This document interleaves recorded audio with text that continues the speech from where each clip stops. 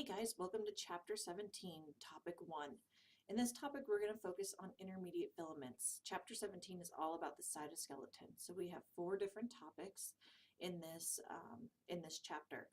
And in the last topic, we're going to wrap up with muscle contraction. So we kind of bring together all the different topics we talk about in 1 through 3. And as I said, in Topic 1, we're going to focus on the intermediate filaments. So our outline is, what are intermediate filaments? What do they do, and what's their role in the cytoskeleton? It's a very brief topic. As always, here's our objectives. If you have any questions about these, please let me know so we can go over them some more in class. But before we dive into what are intermediate filaments, let's talk about what is the cytoskeleton. So the cytoskeleton basically is, we think of it like the bones of the body, right? But that implies that they're rigid and they don't move. So they're really more of a combination of the muscle and the bones of the cell. They're really flexible, they allow for movement, but they do provide structure. So it's really important that you understand that aspect of it. They're not stiff like our bones in our body are. And they can take on a variety of shape, and their main role is to help organize interior components, and they have some other aspects too where they interact with the environment. They carry out coordinated movement. If the cell is capable of movement, it's the cytoskeleton that helps do that. And as I said, it's a dynamic structure. So once again, remember that having this cytoskeleton is what allows our cells to move and be flexible. Otherwise, we would have significant problems if anything happened that required our cells to stretch or bend. So let's get into what are intermediate filaments. This is the first of the filaments we're going to talk about. The next 2 are in their own separate topics. So intermediate filaments, they're rope-like structures, and you can see a picture of that on this slide here.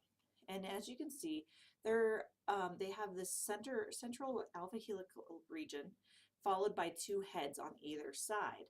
And these are bigger than actin and they're smaller than myosin, so they're kind of the intermediate, which is why they're called intermediate filaments.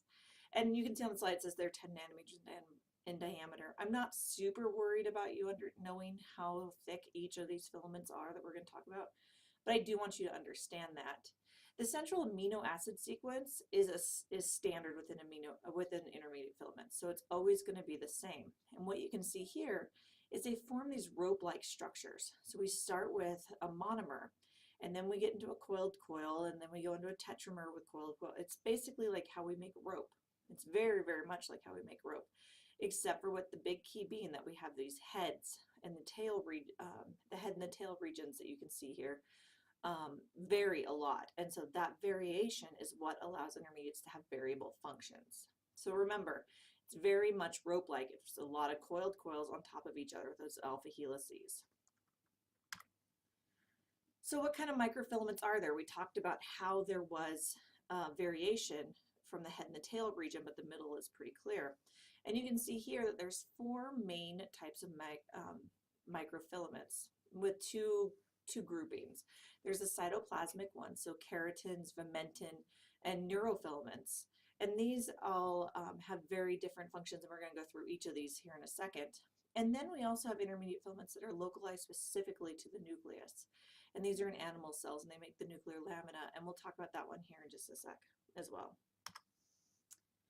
So here's where we're going to look at each of these groups. So let's start with keratin. And I'm sure you've heard of keratin before because it's in most of our epithelial cells, and it's something that we extract regularly, especially if you're not doing a good job of being clean in the lab. This is something that can come up in protein extractions frequently if you have contaminated it with your own cells. So keratin's a very diverse class, and it's in, as I just said, epithelial cells, and it spans the interior of the cell. And what it does is it helps that cell stretch, and you can see a picture of that here on the slide. It helps it maintain that elasticity. Otherwise, we would have the cells breaking apart from each other as things stretch, which makes sense as to why keratin would be in our skin cells. Vimentin's another one, and that one's we find in connective tissue, and it helps anchor organelles, and once again provides that flexibility. So if organelles are anchored, they're not going to move around too much, but because the vimentin is still flexible, it allows for a little bit of stretching and movement within the cells. In neurofilaments, we see these intermediate filaments, these neurofilaments, serving as a way to strengthen the axon of the nerves so that they aren't damaged as easily. And then lastly, we have our nucleolaminins, which are in the nuclear membrane, and they help strengthen the nuclear membrane.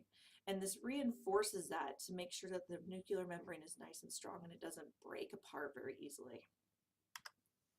So what are these intermediate filaments doing in the cytoskeleton as a whole? And as you can tell, based on our last slide, a big thing is that they're reinforcement. They help make sure that the cell keeps its shape, but allows for flexibility at the same time. And it also is, it's another important aspect of it is that it anchors organelles.